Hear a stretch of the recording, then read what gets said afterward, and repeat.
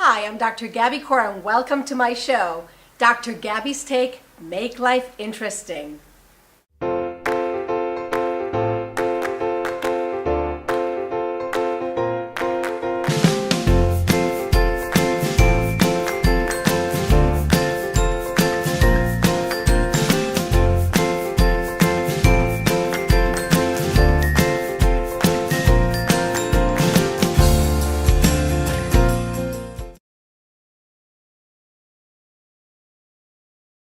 Hi, we're on Season 1, Episode 3. We're going to talk about innovation and creativity.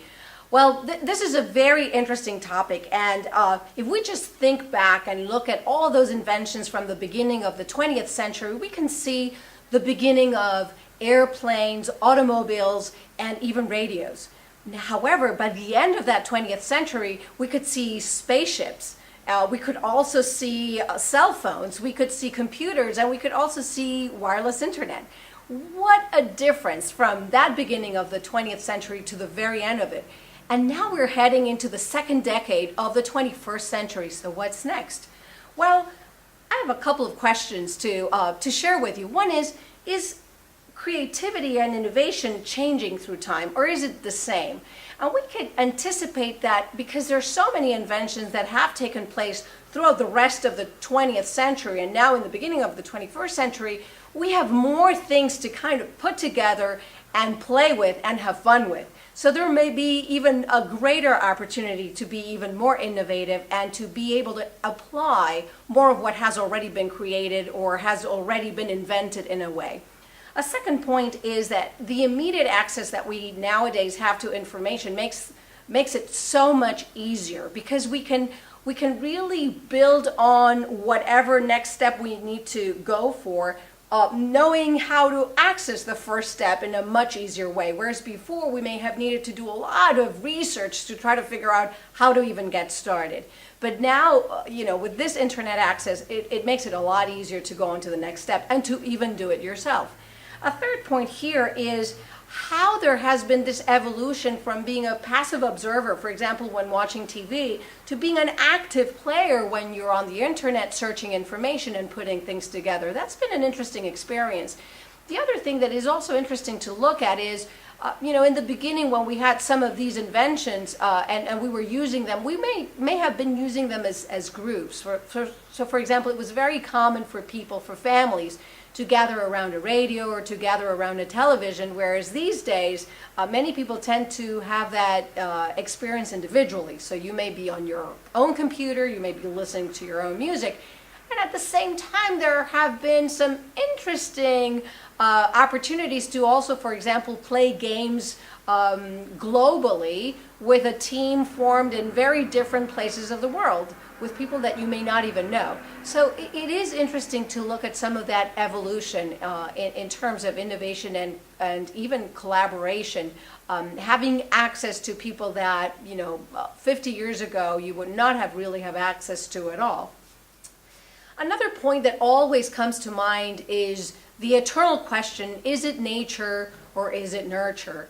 Creativity is more of something that we're born with. However, what's very important is, well, are we given the opportunities to bring that creativity to life? So we may be extremely creative, but if we're not in the right place at the right time, our creativity may not manifest itself as much as it would in the right, at the right place at the right time. So it will be very important to try to promote those great connections, those great opportunities. So, and this is important for kids, so for parents to know their kids' talents. It's very important for teachers to know what their kids' talents are, and it's very important for employers to also know what their employees' talents are so that there could be a good match. Another point here is formal education conducive to more innovation and creativity? And in general, my experiences taught me that that's not necessarily the case. I wish there were tons of Juilliard schools for very creative people aside from the arts, but that's not really the case. And unfortunately, much of the education is more left brain in very many ways rather than a very integrative approach to left and right brain. We have to also look at the teachers and the professors' ability to combine or to be creative themselves, to be able to enhance some creativity in their students. So this is a very interesting point. And I've heard, from very different areas, some creative writers who do not want to pursue additional education because they are so creative on their own, and some of their experiences has really limited their ability to continue to be creative.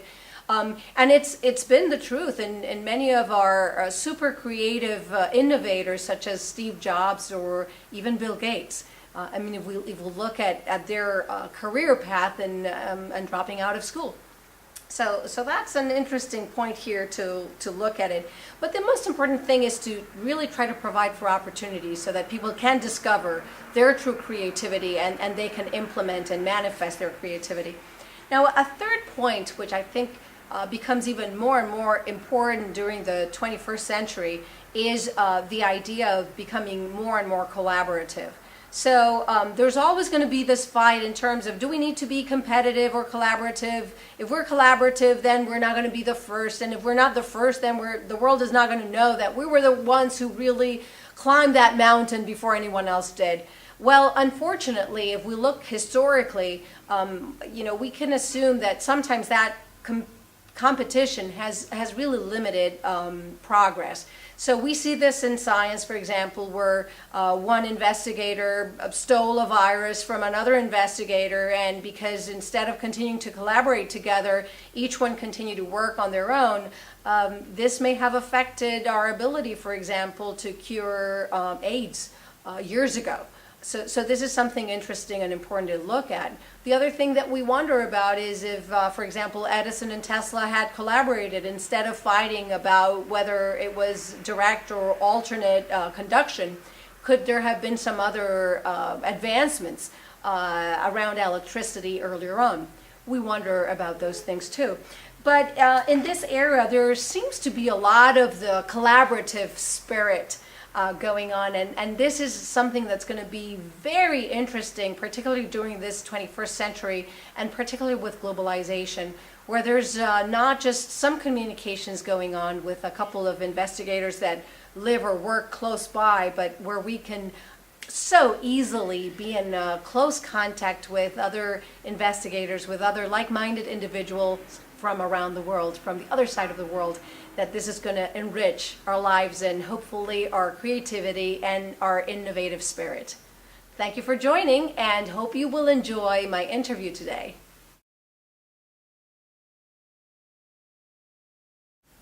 My guest today is Patrick Meyer. Patrick is a thought leader, innovator, and he's an advisor to Fortune 500 CEOs, just about anything, a strategic thinking, a creator, really someone who's brilliant. I hope you enjoy the interview as much as I have on innovation and creativity with Patrick Meyer.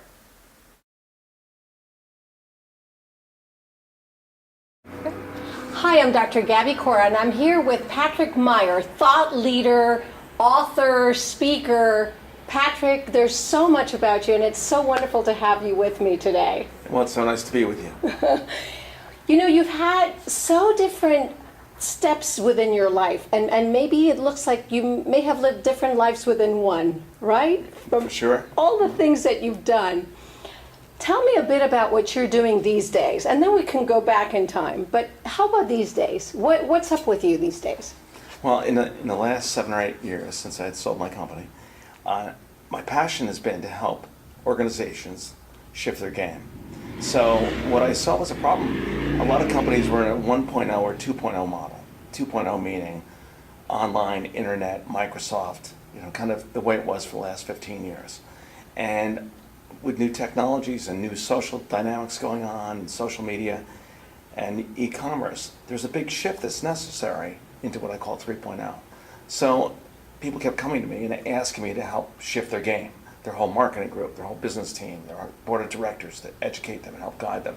So all of a sudden, I've just continued to drive against this as more and more demand has been going on. So tell me more about the 3.0 game. What is that today, and why is it different from before? A 3.0 game would be, and very few companies are totally there. It might be Apple, it might be Google, or a few others that are at a 3.0 game. But it's a transition from 2.0 to 3.0, where you want to be moving from the online world to a much more dynamic, much more mobile, much more social world. And so companies, you can see that's going on, but they're struggling with it. And they need to have insight-driven solutions and approaches, understanding the dynamics of people and marketplaces and technology. And so I'm helping companies do that. That can happen with a CEO that wants to bring a shift in his game for his C-suite, or it could be his entire sales organization. So that could be a mix of iPads for the sales force and iPhones and Google Androids. It may also be new forms of content. The social piece, we see it going on with Facebook and with Twitter, but it also moves into the organizational dynamics. So how do you use social thinking to get people to have a dialogue all across your organization and across your customers and constituents?